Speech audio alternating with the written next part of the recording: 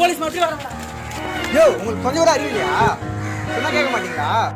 உங்களுக்காக தானே எங்கள் உயிரை பண்ணி வச்சு நாங்கள் வேலை செய்கிறோம். கொஞ்சம் கூட அறிவு இல்லாமல் தீ வைத்து தெரியுங்க. உங்களெலாம் ஆச்சு சாவடிக்கணும் ஃபஸ்ட்டு. உங்களை மாதிரி ஆள் தான் எல்லாருக்கும் கொரோனா பரவுது. ஆமாம் சார், பசிப்பட்டியில் நாங்கள் கொஞ்சம் கொஞ்சமாக சாகிறத விட உங்கள்கிட்ட அடி வாங்கி நாங்கள் ஒரேடியாக செத்துடுவோம்.